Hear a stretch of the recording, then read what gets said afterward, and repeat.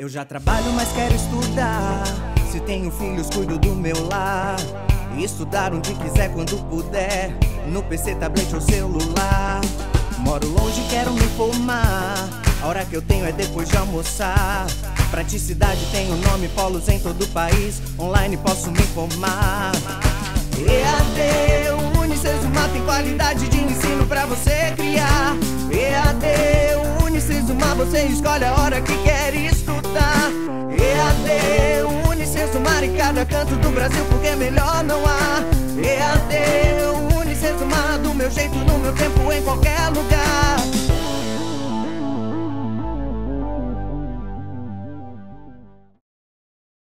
E aí, pessoal, tudo certo? Aqui é o professor Lucas e sejam muito bem-vindos à nossa segunda aula que vai tratar o geoprocessamento aplicado a estudos ambientais. Em nossa segunda aula, nós iremos ver a unidade 2 e parte da unidade 3. Então, trabalharemos principalmente com os conceitos de sensoriamento remoto, trabalharemos também com noções de imagens espaciais, GPS e a vetorização de dados a partir do CAD, certo? Então, bora lá! Então, primeiramente, vamos entender o que é o sensoriamento remoto. O sensoriamento remoto, segundo a professora Tereza Florenzano, vai ser conjunto de tecnologias que vai ter por capacidade a obtenção de imagens da superfície terrestre, né? Ou pode ser a captação de dados, como por exemplo dados de elevação da superfície terrestre. E essa captação é dada a partir do registro de energia refletida. Energia refletida proveniente do Sol, né? Refletida na superfície terrestre e captada pelos sensores localizados tanto em aviões quanto em satélites, drones e assim por diante. E por que se chama sensoriamento remoto? Então, sensoriamento diz respeito à captura de dados, né? Dados justamente sobre os aspectos da superfície terrestre, e remoto porque é a distância. Não precisamos necessariamente, e que bom, né, ir para o espaço para coletar esse tipo de dado, esse tipo de informação. Basta lançar algum tipo de sensor para o espaço e ele será responsável em captar essa informação e nos enviar aqui para a Terra. Bom, é algo que não é tão novo, como eu já trabalhei com vocês na primeira aula, há um registro histórico do uso de sensoriamento remoto nas guerras do passado, inclusive do século XIX, como vocês podem ver aqui, na Guerra Civil Americana, ou a famosa Guerra de Secessão, foram utilizados balões de reconhecimento de território inimigo.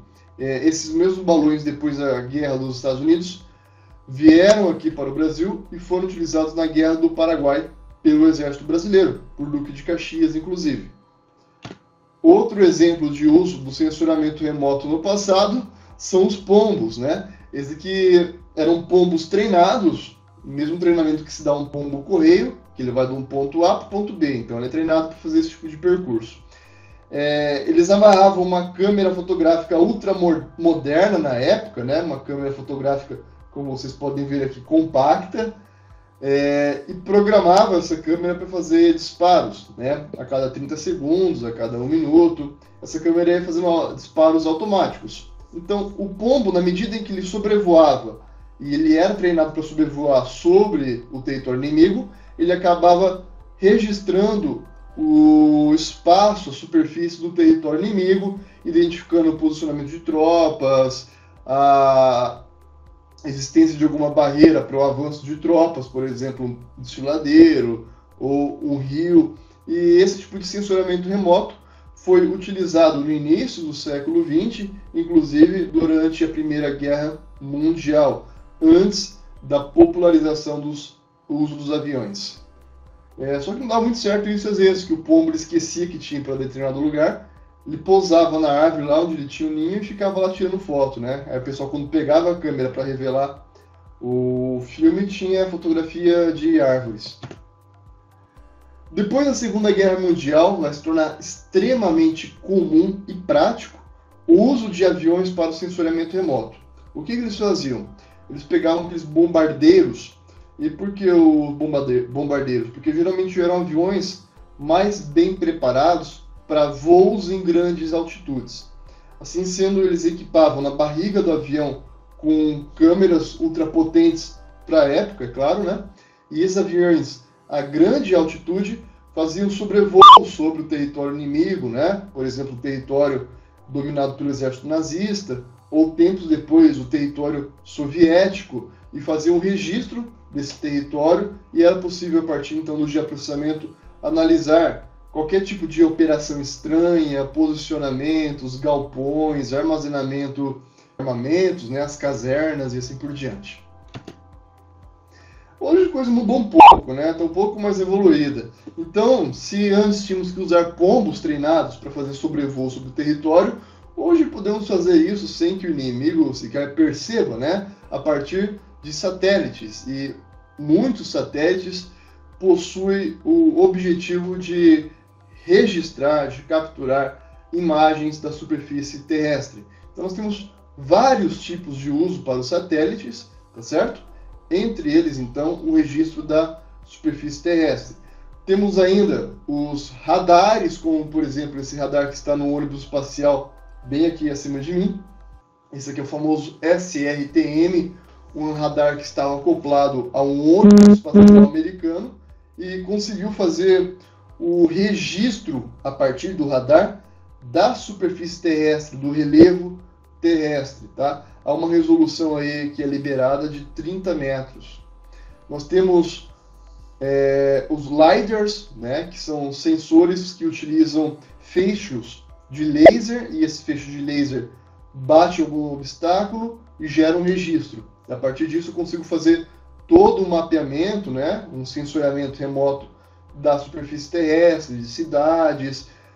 Eu vi que eles estavam usando esse LiDAR, inclusive dentro de museus, para fazer o registro de peças muito antigas, registro tridimensional de peças antigas, para criar museus virtuais. Você consegue andar naquele museu lá e todas as peças são tridimensionalmente já captadas, né? Então você consegue ver as peças por qualquer ângulo. E o drone, tá certo? O drone é uma coisa que chama muita atenção.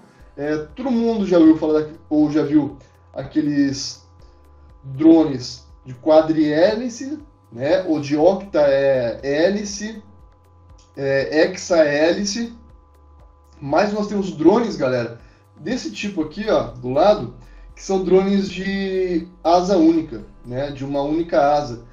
Esses drones aqui, eles são muito bons, extremamente eficientes, inclusive mais do que aqueles drones tradicionais que estamos acostumados a ver, porque ele tem uma autonomia de voo maior. Consequentemente, ele consegue mapear uma área muito maior também, né? E o drone, aquele drone pequenininho que a gente está acostumado a ver, ele tem uma autonomia muito baixa, muito pequena ainda de voo, e automaticamente a capacidade de mapeamento ela também passa a ser bem restrita. Agora, de onde são registrados, né, esses dados aí do sensoriamento remoto? São 3 níveis possíveis, né? Nível orbital, nível aéreo e nível de campo, tá bem? Nível de campo é quando chega aí até 5 metros, mais ou menos, de altura. Então, pode ser registro fotográfico do topo de edificações, pode ser guindastes, nós temos isso também, guindastes, que faz esse tipo de registro. Nível aéreo, aviões, balões, até hoje nós utilizamos balões para fazer registro para sensoriamento remoto, né? Drones também entram nesse tipo de nível, e nível orbital já diz respeito aos satélites. Então, como que funciona o processo de aquisição de imagem por um satélite? E por que o livro dá enfoque ao satélite, e eu também estou dando enfoque aqui ao satélite?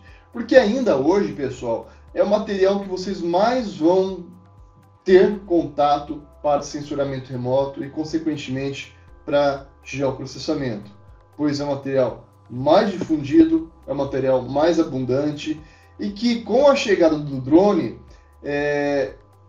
as empresas fornecedoras de imagem de radar se viram obrigadas em reduzir os preços desses produtos. Então está tornando um pouco mais acessível do que era antes. Mas é óbvio que daqui a alguns anos, quem vai estar dominando esse mercado de sensoramento remoto serão os drones. Mas o princípio será exatamente o mesmo. O que nós temos então? Primeiro, né, a energia eletromagnética, que nada mais é do que a luz solar, né? Então a fonte dessa energia, que é o Sol, e a propagação dessa energia. Lembrando que a luz, ela tem uma característica dual, né? A luz ela tem uma característica física dual. A luz é partícula e a luz também é onda. O que nos interessa aqui na nossa aula de hoje é a luz enquanto onda, tá bem? A interação entre aquela luz com a matéria, né, com o que estiver aqui na superfície. Essa luz vai ser refletida por esse objeto, portanto, e vai voltar lá para o espaço, onde será captado por um sensor acoplado em um satélite, ou um sensor acoplado em um drone. Aí, tanto faz o que está carregando de fato o sensor. O satélite vai pegar esses dados, são dados matriciais, então não é uma câmera fotográfica, pessoal, que tem lá no satélite, tá? São sensores, e esses sensores, como o próprio nome já diz, eles são sensíveis à radiação, à energia luminosa. Então, esses sensores vão captar essa luz e vão entender a luz a partir de uma sequência numérica matricial. Esses dados vêm aqui para a Terra, para um centro de recepção de dados do satélite. Basicamente, cada conjunto de satélites, ou cada família de satélite, vai ter uma base de recepção de dados. Então, no Brasil, lá no INPE, nós temos a central de recepção de dados do satélite CBERS, né? Nós temos o CBERS 1, CBERS 2. Nos Estados Unidos, nós temos a central de recepção das imagens de satélite da família Landsat. Então, nós tivemos o Landsat 1, 2, 3, 4, 5, 6. Aí o que acontece? Esses dados matriciais são convertidos em imagens, tá? Que nós chamamos de raster, né? Que é imagem. E como são dados matriciais, basicamente cada valor que vem lá do satélite vai ser convertido em um tom de cinza, tá bem? Então, o que nós dizemos, inclusive, que a resolução de cor de uma imagem satélite não é cor, na verdade. É o espaço existente entre o branco e o preto. E entre o branco e o preto há uma sequência de tons de cinza. Então, cada tom de cinza é convertido em um valor numérico, e são esses valores numéricos que chegam até essas centrais de recepção de dados de satélites. Tá bem? E aí, essa central já converte esses dados matriciais, né, em dados raster e fornece aí na internet, por exemplo, né? Nós baixamos aquelas imagens de satélite e nós podemos trabalhar em cima dessa imagem de satélite, fazendo geoprocessamento, inclusive. Bom, então já disse para vocês, né, a origem dessa radiação luminosa aqui na Terra é o Sol. Portanto, a maior parte dos satélites que captam imagem da superfície terrestre são satélites passivos. E o que significa ser um satélite passivo?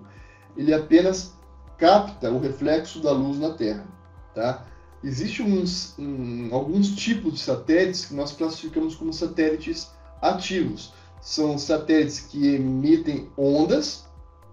Essas ondas chegam na Terra, voltam para o satélite e o satélite faz a leitura desses comprimentos de onda, ondas que ficaram, ondas que vieram mais rápido, ondas que vieram mais devagar, e assim sucessivamente. Aí satélites, como eles emitem ondas para poderem enxergar a Terra, nós chamamos de satélites ativos, tá bem? Mas a maior parte dos satélites que nós vamos trabalhar, que tem aquelas imagens, né, bonitas, que inclusive nós vimos no Google Earth, são satélites passivos. Eles captam aquilo que o Sol está iluminando, né? Funciona mais ou menos como uma câmera fotográfica. Nós vamos registrar na câmera fotográfica o que tem luz, né? Se eu apagar todas as luzes aqui do meu escritório e não tiver nenhuma fonte de luz, a câmera aqui, ó, que está me filmando, ela não vai conseguir captar, registrar absolutamente nada. É mais ou menos assim que funciona o sensor de um satélite passivo. Então, como já foi falado, né, a radiação eletromagnética, a luz do Sol, ela é dual, ela é partícula e é onda, mas o que nos interessa aqui para sensoramento remoto e geoprocessamento é a característica da luz enquanto onda, certo? É necessário entender a frequência dessa onda, né? E a frequência da onda é feita a partir desse cálculo muito simples, né? Que a C é uma constante, que é a velocidade da luz, né? E esse sinal de lambda é o comprimento de onda, ou seja, qual que é a distância entre uma crista e outra de uma onda, tá bem? Então, ondas de alta frequência, ondas de baixa frequência, vai tudo depender então dessa distância entre as cristas dessa onda aqui. E esse é o espectro eletromagnético da luz, certo? Então percebam, galera, que toda a leitura é feita a partir da frequência, por isso nós temos que entender o que é uma frequência. Então nós vamos desde as ondas de comprimento baixo até as ondas de comprimento maior, tá? Então nós vamos caminhar dentro de ondas, a radiação da luz solar, que geram ondas invisíveis aos nossos olhos, como, por exemplo, o raio gama, o raio X e o raio ultravioleta, né? São tudo ondas que estão embutidas na luz, só que nós não conseguimos perceber essa onda. Nossos olhos e nossa parte do cérebro de processamento da luz, né, das imagens, não conseguem perceber essas ondas, né? Então, de fato, ter visão de raio-x seria uma coisa totalmente fora do padrão humano. Nós não conseguimos ver raio-x. Tanto é que quando a gente vai tirar uma radiografia lá no hospital, a gente tira a radiografia e a gente não percebeu que algo nos atravessou, né? E se nós tivéssemos a visão de raio-x, nós iríamos ver naquele maquinário uma espécie de luz vindo e passando por nosso corpo e atravessando nosso corpo e sendo registrado lá na chapa.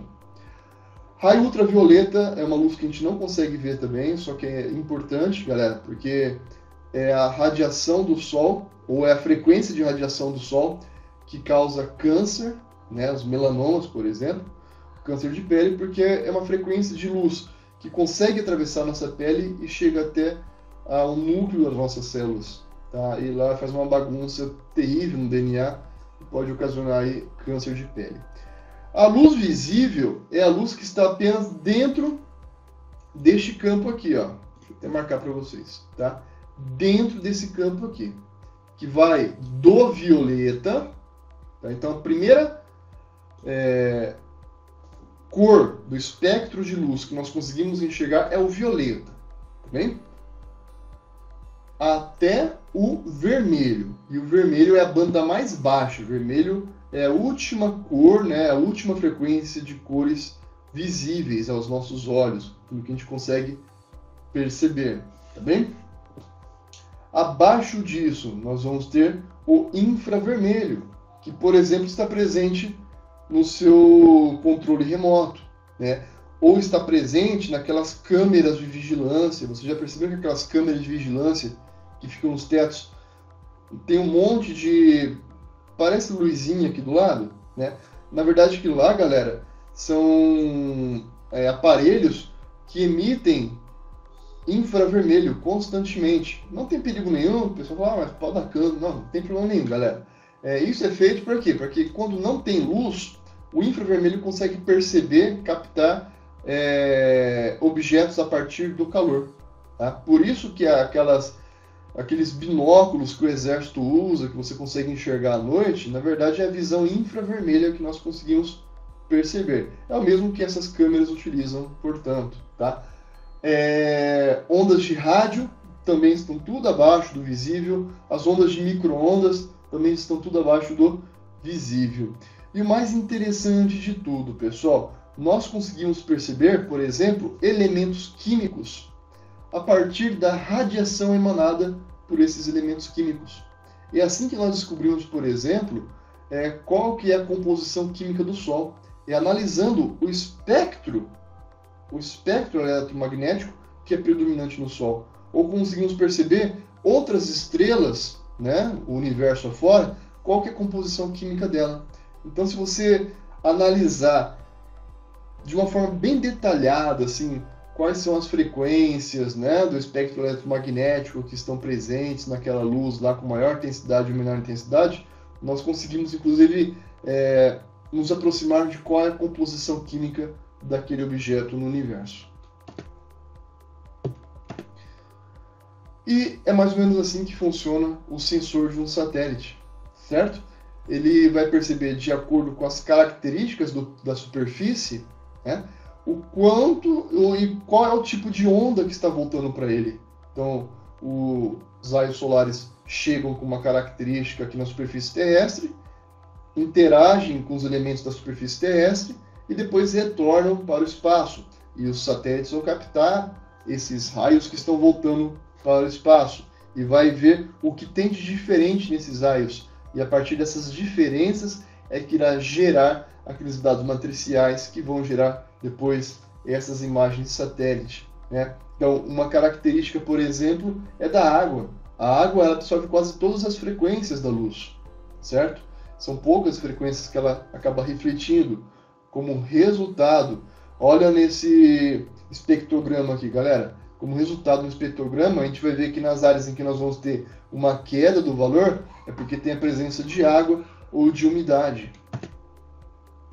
Então aqui o solo, dá para a gente fazer uma análise do solo sem ter que visitar para uma região. Você pode analisar os solos da Amazônia, desde que o solo esteja exposto.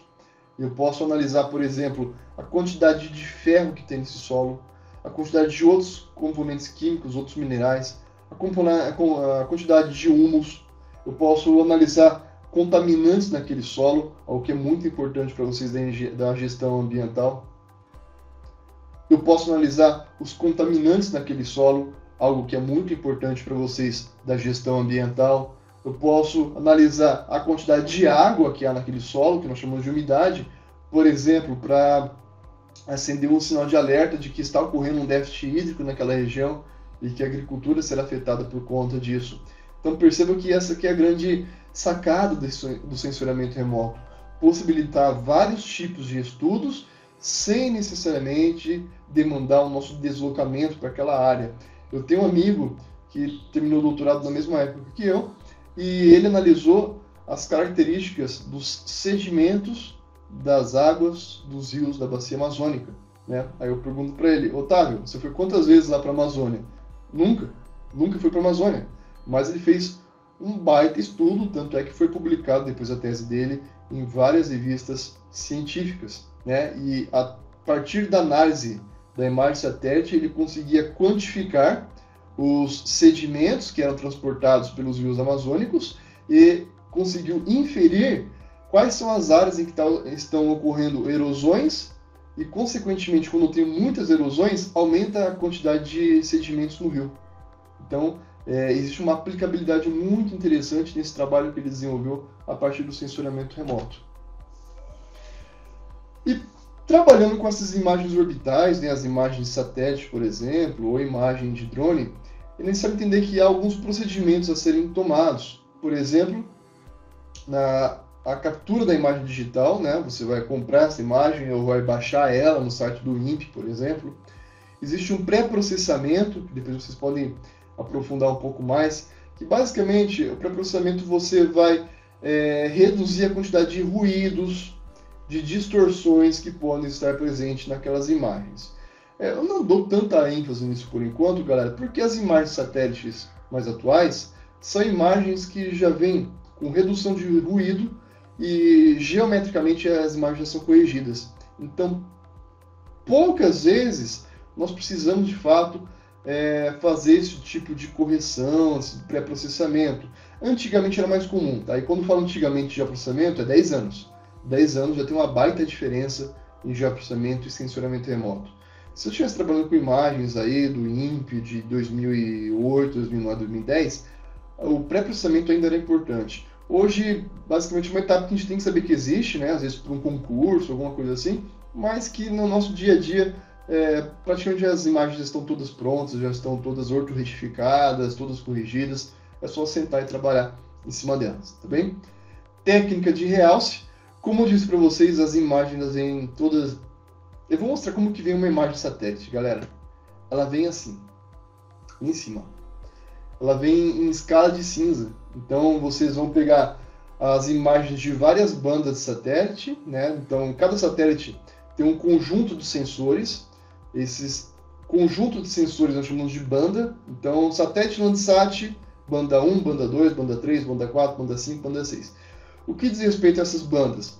As frequências que serão captadas, né? Frequências de luz que serão captadas.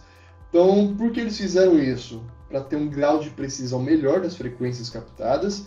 E por quê? Dependendo com que você for trabalhar no sensoramento remoto, no geoprocessamento, eu vou precisar de 3, 4 bandas no máximo. Então não precisa igual uma fotografia que está tudo junto e misturado e você depois tem que meio que separar o joio do trigo lá. Aqui não. Agora, se eu sei que eu vou trabalhar, por exemplo, com relevo, eu seleciono apenas algumas bandas que são pertinentes ao estudo do relevo. Se eu vou trabalhar, por exemplo, a expansão da malha urbana de São Paulo, né? Então tem que trabalhar a área da superfície terrestre que é retificada com concreto e asfalto, eu vou trabalhar apenas algumas bandas da imagem satélite que faz a melhor leitura desse tipo de sinal, desse tipo de frequência. Se eu vou trabalhar a questão da água, né, como aquele meu amigo que trabalha a questão do rio, eu preciso de uma frequência.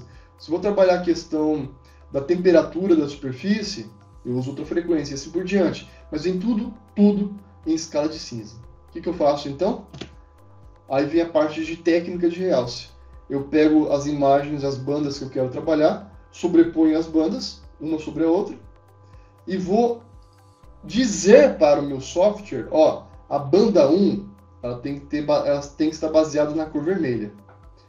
A banda 2 ela tem que estar baseada na cor azul. A banda 3 tem que estar baseada na cor verde. Ou seja, eu, enquanto usuário da imagem de radar, eu aqui atribuo as cores para aquelas imagens. Tá certo? O que acontece?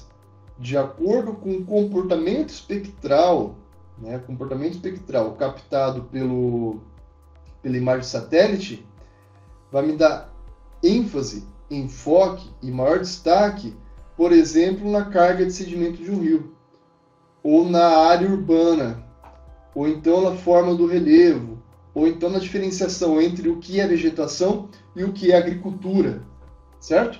Mas essa imagem colorida, bonitinha que a gente vê dos trabalhos, das teses, que a gente vê no Google Earth, inclusive, isso aqui é colorido, vamos dizer assim, sinteticamente, tá? É colorido aqui no computador, nós aqui atribuímos as cores, tá certo, pessoal?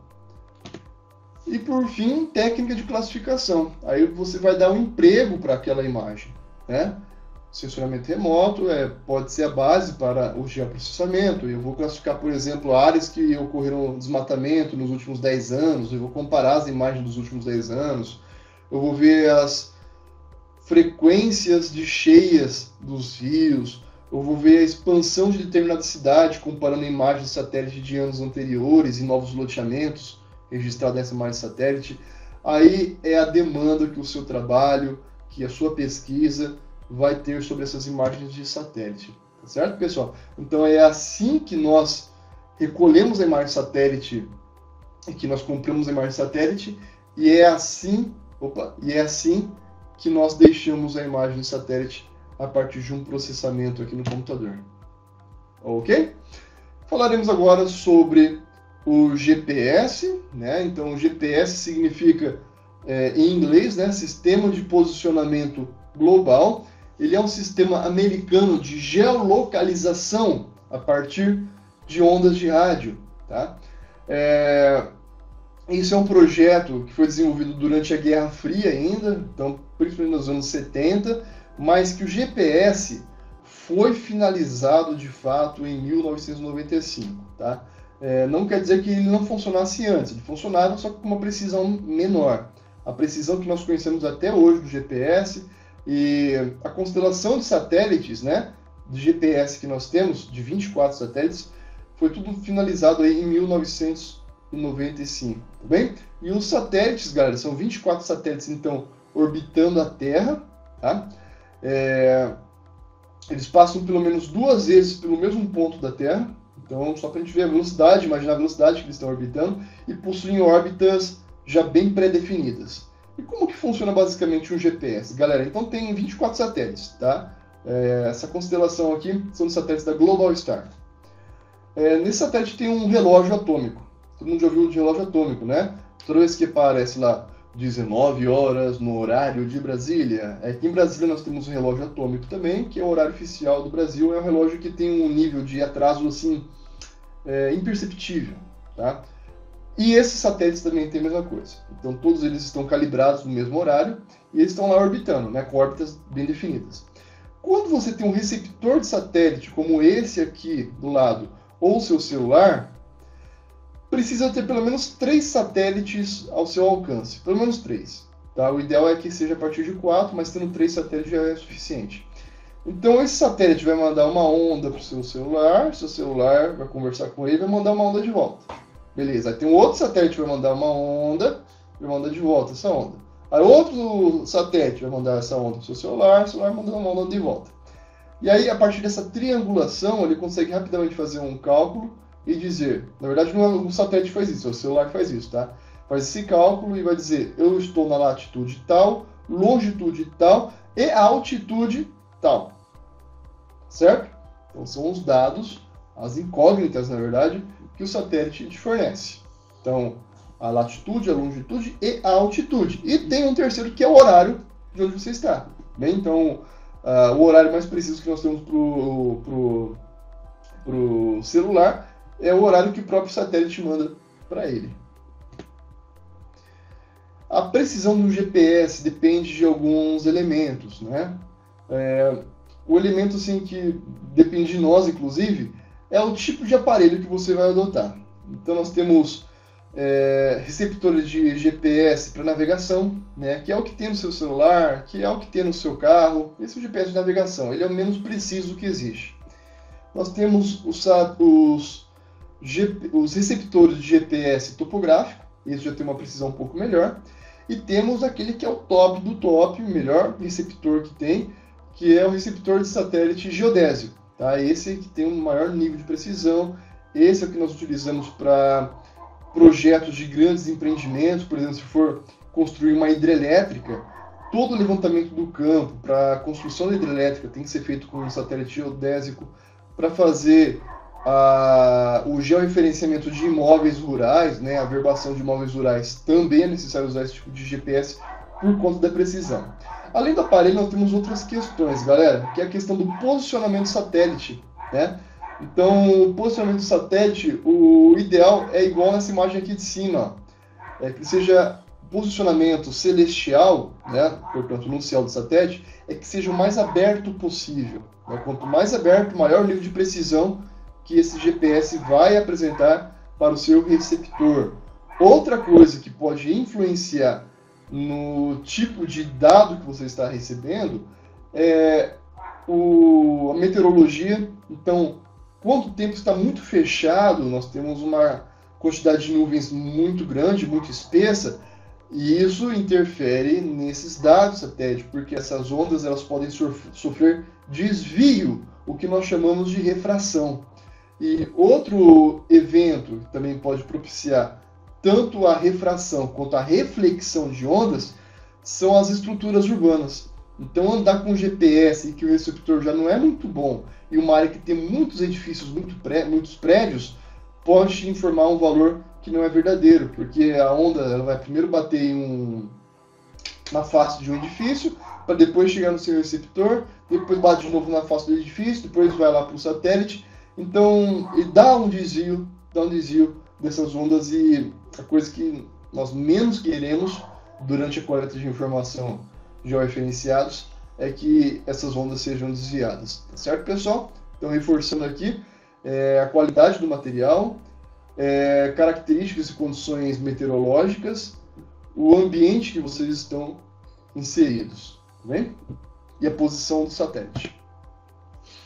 E por fim falaremos dessa ferramenta que é o CAD, né? Isso aqui já estou falando da terceira unidade do livro, galera.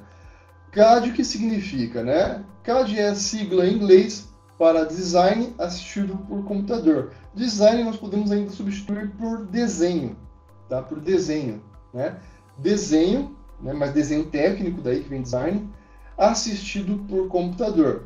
É uma plataforma digital, então, computacional, que ficou mais comum nos anos 70, em que você poderia desenhar, representar qualquer elemento da realidade a partir de desenhos técnicos precisos no computador. Tá? Eu não estou falando de paintbrush aqui, eu estou falando de desenhos que são desenhos técnicos, desenhos com maior precisão. Essa plataforma CAD depois acabou virando o nome de um software muito famoso, muito comum. Quem aí tem parente, né, que é arquiteto, engenheiro, com certeza já ouviu falar do famoso AutoCAD, né? Então todo ano nós temos a atualização do AutoCAD, AutoCAD 19, AutoCAD 20, o ano que vem AutoCAD 21, mas o AutoCAD ele não é detentor, né, desse recurso CAD, ele é apenas o mais famoso software de CAD e talvez o mais importante. Mas qualquer software que detém esse tipo de plataforma de desenho técnico é considerado no CAD também, tá? Para nós, do geoprocessamento, nós temos dois que são importantes, como o Surfer, que está aqui do lado, e um que eu gosto muito, inclusive que é o que mais trabalho, que é o Global Mapper. Eu acho ele o melhor para se trabalhar, tanto em sensoramento remoto, quanto em vetorização de mapas, de elementos da superfície. E quando eu falo vetorização, galera, é muito bom deixar claro isso aqui, ó, que pode ser a partir de dados ou vetores pixel, né, que eu vou falando para o computador, ó, faça uma linha com tantos graus e que essa linha tenha 40 pixels de extensão. Então o computador vai desenhar uma linha de 40 pixels. Agora faça uma curva de 180 graus de azimuth e faça uma 170 graus de azimuth, e eu quero uma linha agora com 40 pixels. Eu vou fazer 40 pixels. No geoprocessamento, nós vamos usar as coordenadas geográficas, né? Então eu tenho um georreferenciamento, aquele georreferenciamento pode ser o ponto de partida para uma linha que a partir do azimuth será desenhada, né? A linha azimuth 140. Aí eu crio um outro ponto a partir do georreferenciamento de um elemento, e a partir desse ponto eu crio mais uma linha. Então você às vezes não precisa nem usar o mouse para fazer desenhos no AutoCAD. É só você passando as coordenadas para o Global Mapper ou para o AutoCAD, que ele vai desenhando, que ele vai vetorizando as linhas e criando polígonos. Tá?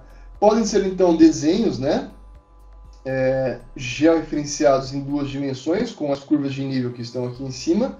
Eu tenho um valor de altitude de cada uma dessas curvas de nível e eu tenho um valor de latitude e longitude. Se eu processar esse tipo de imagem, ela consegue virar uma imagem tridimensional, porque eu sei aonde ela está e qual que é o valor dela de altitude. Automaticamente o AutoCAD reconhece, ou qualquer outro software CAD reconhece esses valores e passa a representar, rasterizar esses valores aqui, e eu crio uma imagem em 3 dimensões. Tá certo, pessoal? Então é isso aí. Espero que tenham gostado da nossa segunda aula. Espero todos vocês na nossa live. Um forte abraço e até mais. EAD, Unicesumar, do meu jeito, no meu tempo, em qualquer lugar.